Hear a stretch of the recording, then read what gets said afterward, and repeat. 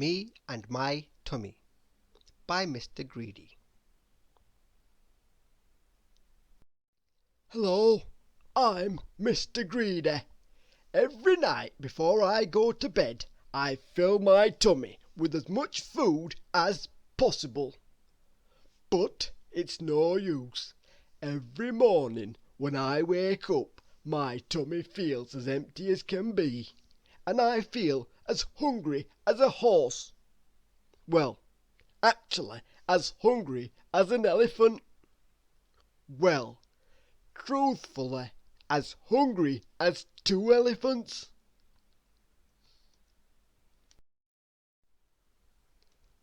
Take this morning, for instance. I woke up at 6 o'clock. It was my tummy who woke up first. The rest of me was fast asleep. "Come on," he said to me, "shake a leg."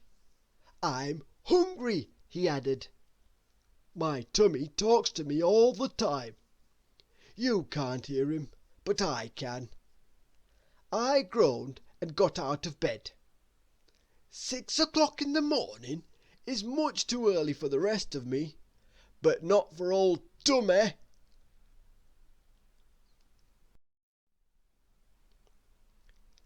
We had our usual breakfast. Toast, 2 slices, cornflakes, 1 packet, milk, 1 bottle, sugar, 1 bowlful, toast, 3 slices, eggs, 3 boiled, toast, 4 slices, butter, 1 dish, marmalade, 1 jar. "Bit stingy with the toast," grumbled Tummy. That morning, as usual, I went shopping.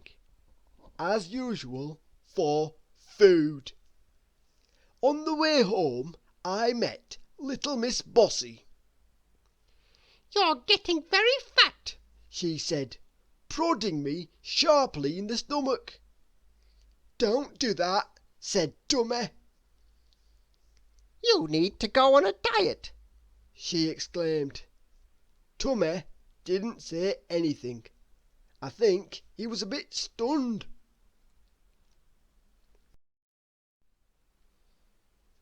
"Where are you going?" she asked me. "Home," I replied.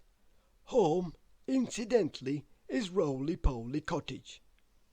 "For lunch," murmured Tummy. "I'll come with you," said Miss Bossy. I didn't argue. "Right," said Miss Bossy when we got home.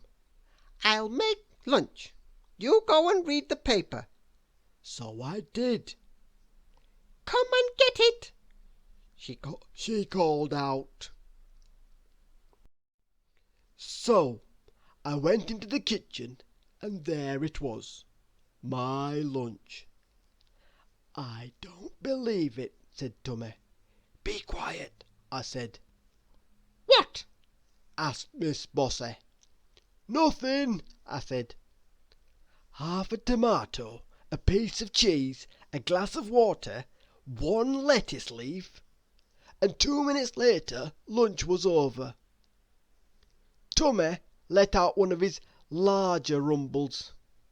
"I do beg your pardon," I said. "Beg for food," Tummy muttered. "I've locked up all of your food," said Miss Bossy cheerfully. "and I'll be back later," she added, "to make supper." "Quick!" cried Tummy as soon as she'd gone. "Back to town." "Good thinking, Tum," I agreed.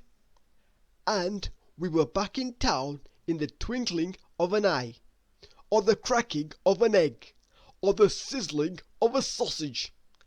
I zoomed into the Eat-A-Lot, my favourite restaurant, and hastily glanced at the menu. 4 hamburgers, lots of French fried potatoes, and a large steak, I gasped. "With an egg on top," Tummy suggested. "With an egg on top," I said. "And a double milkshake," Tummy murmured. "And a double milkshake," I added. My fork, with a large piece of steak, 4 French fries, and a large slice of hamburger, had travelled halfway from my plate to my mouth, when a shadow fell across the table. "Aha!" cried Miss Bossy, as she seized not only the plate, but the milkshake, and even the fork full. Tummy let out a little moan, and I went home. Miss Bossy arrived later in the day and cooked supper. What I was given was hardly worth mentioning, so I won't mention it. It was without doubt the very worst day of my life. Tummy and I went to bed. "Cream buns," whispered Tummy. I ignored him. "Chocolate pudding," whispered Tummy. I sighed. "Vanilla ice cream," whispered Tummy. I whimpered. "Smothered in raspberry sauce," whispered Tummy. I groaned. "With a huge fat red juicy glistening cherry on top," whispered Tummy. "Shut up!" I shouted at the top of my voice. And that's what woke me up. It was 7 o'clock in the morning. The whole terrible day had been a dreadful dream. A dream! A nightmare! "Breakfast," suggested Tummy. "Be my guest," I grinned. And we went downstairs for our usual breakfast. Toast, 2 slices. Cornflakes, 1 packet. And the rest. I was about to pop the first hot slice of thickly buttered and even more thickly marmaladed toast into my mouth when there was a knock at the door. "Don't answer it," said Tummy. But I put the slice of toast down and went to the door. It was Little Miss Bossy.